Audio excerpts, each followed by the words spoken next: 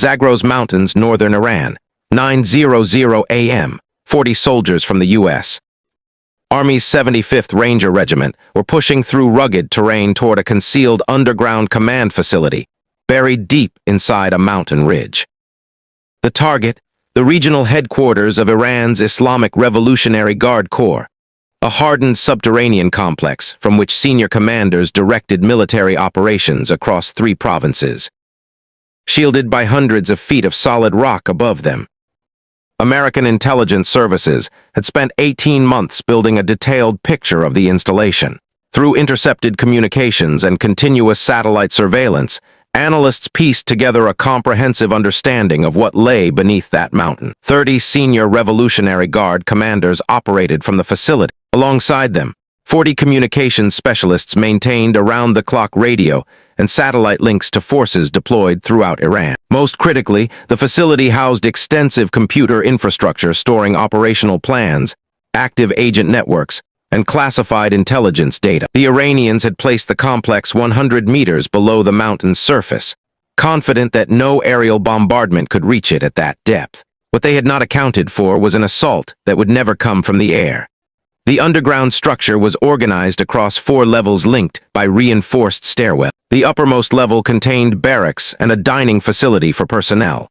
Below that, the second level was dedicated to communications, banks of radio equipment, and satellite relay systems. The third level down served as the operational planning hub, where commanders managed ongoing missions and coordinated units across the region.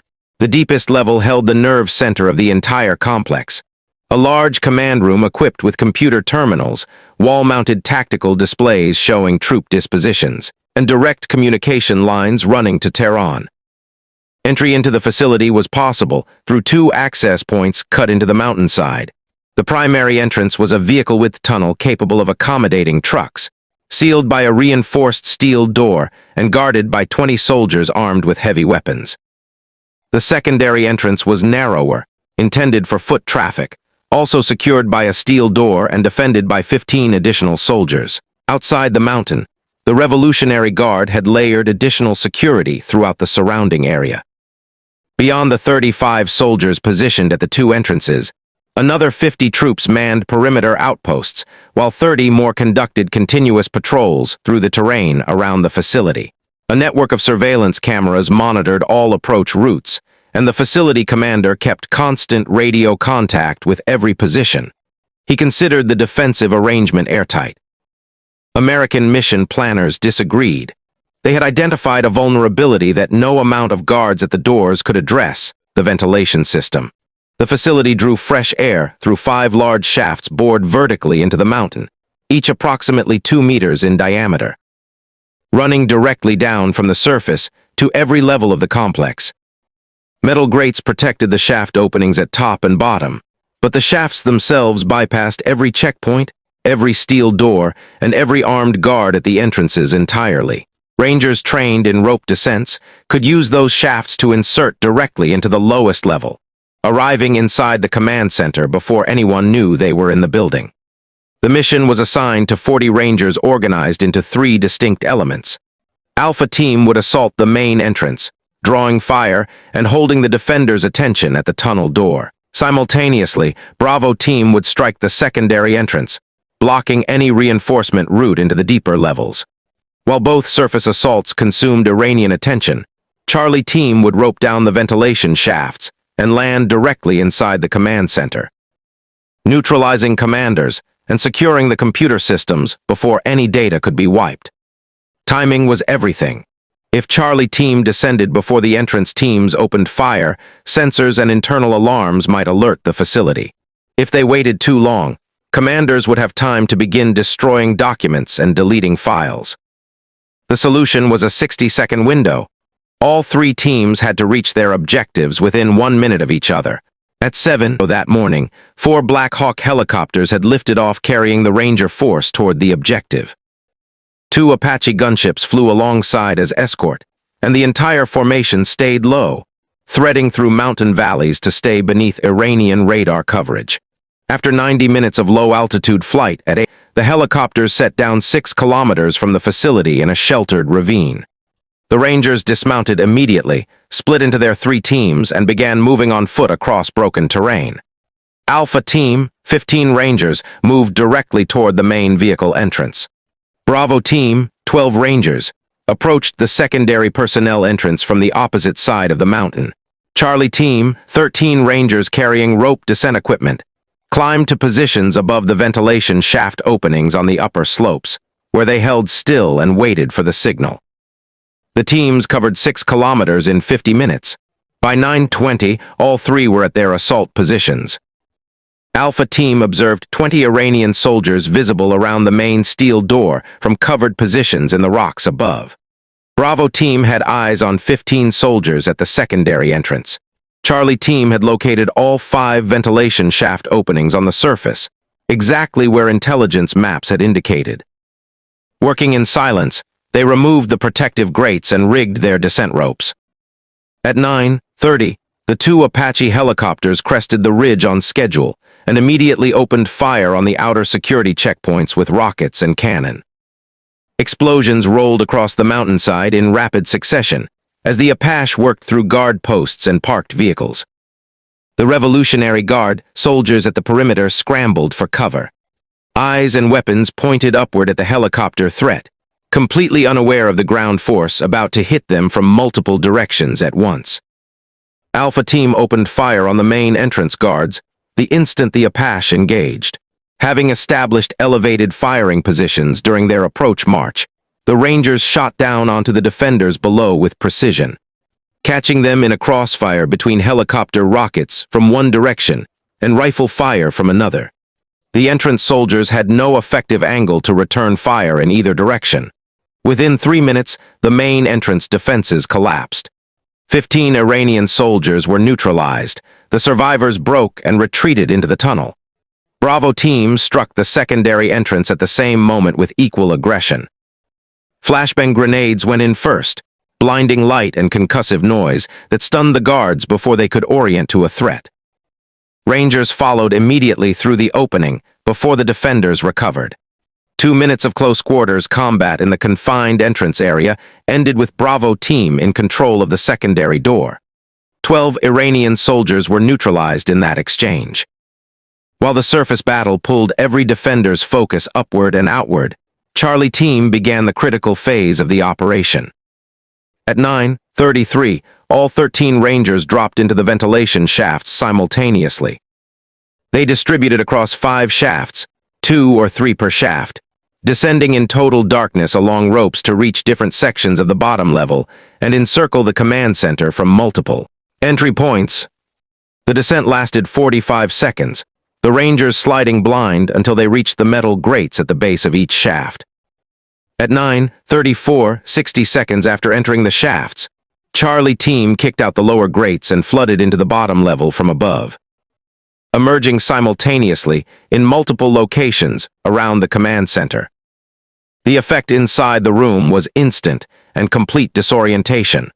The Revolutionary Guard commanders had no contingency for an attack coming through the ceiling ventilation ports. When Rangers appeared from the overhead vents without warning, shock paralyzed the occupants for the critical seconds that determined the outcome. The Charlie Team leader immediately called out commands in Farsi, ordering everyone away from the computers and hands raised. 22 senior commanders were in the room. Some moved reflexively toward sidearms, but finding themselves surrounded from multiple points simultaneously, they stopped. 8 officers who initially resisted were quickly restrained by Rangers in close proximity. Within 90 seconds, Charlie Team had secured the entire command center without discharging a weapon inside the room.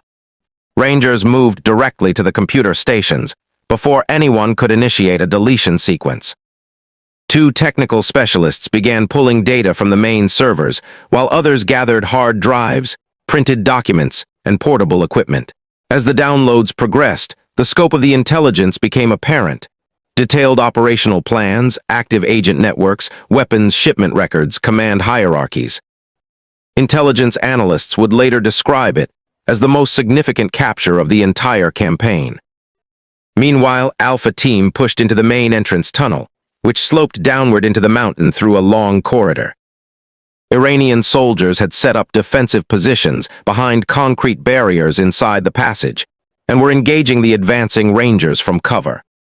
The Alpha team leader directed his soldiers forward in bounds, using grenades to suppress the defenders while elements leapfrogged toward them.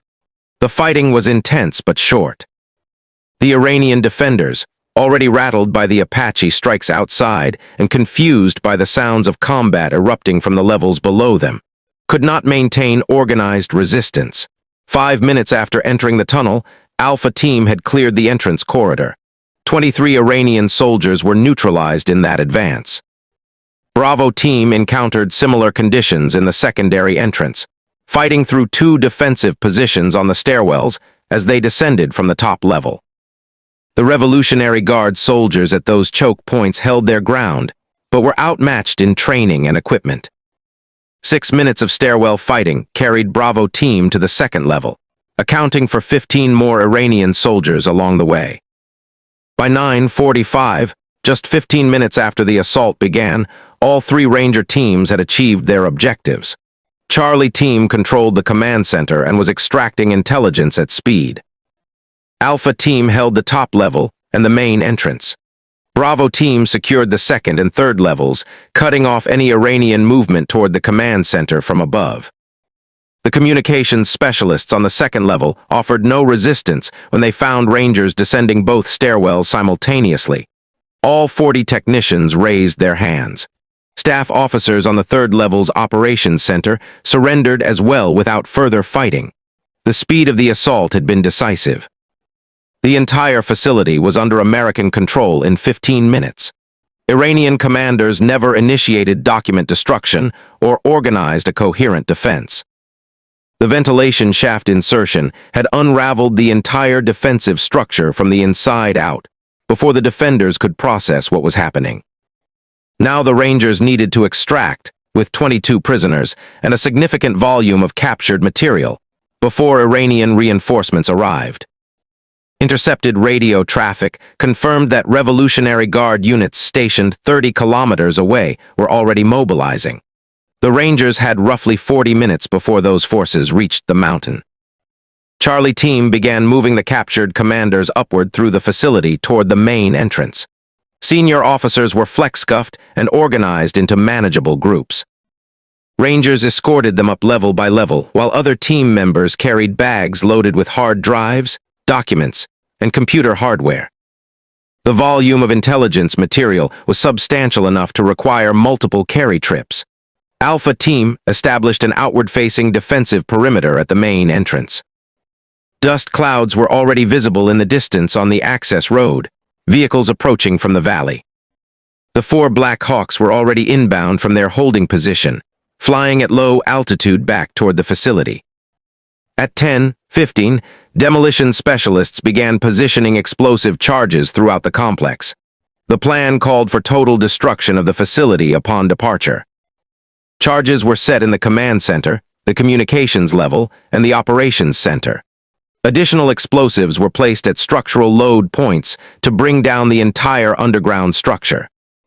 The first Black Hawk landed at 10:20 at the main entrance. 12 captured commanders were loaded aboard along with the first consignment of intelligence materials. The helicopter lifted off immediately. 60 seconds later, the second Black Hawk touched down and took aboard another 10 commanders and additional material. By 10:35, all prisoners and all recovered intelligence were loaded across the 4 aircraft. The final Rangers boarded the last 2 Black Hawks while the Apache gunships maintained overhead cover. Iranian vehicles were visible on the mountain road below, fewer than 5 kilometers out and closing. At 10:38, the demolition order was issued. Every charge detonated simultaneously. The underground complex disintegrated in a single massive explosion. All 4 levels collapsed inward. The command center on the bottom floor was crushed beneath falling rock and concrete. The communications rooms on the second level disintegrated as the floor above them gave way. The operations center was sealed under its own collapsed ceiling. The main entrance tunnel imploded, blocked by thousands of tons of fractured rock. The secondary entrance suffered the same outcome. The ventilation shafts that Charlie team had used for entry now filled with debris, as the mountain closed around them. A facility that had taken 2 years to construct ceased to exist in under 5 seconds. The helicopters flew out through the mountain valleys at low altitude. All 40 Rangers were accounted for. 22 high-value prisoners sat flexcuffed in the aircraft, carrying intelligence assessed as incalculable in strategic value. Revolutionary Guard losses across all positions and facility levels totaled approximately 85. American forces sustained 3 minor injuries. The command center, its equipment, and all physical infrastructure had been destroyed. The captured intelligence documented operational plans spanning 3 entire provinces. By 11:45 that morning, the helicopters crossed out of Iranian airspace. The Revolutionary Guard's regional command structure no longer existed.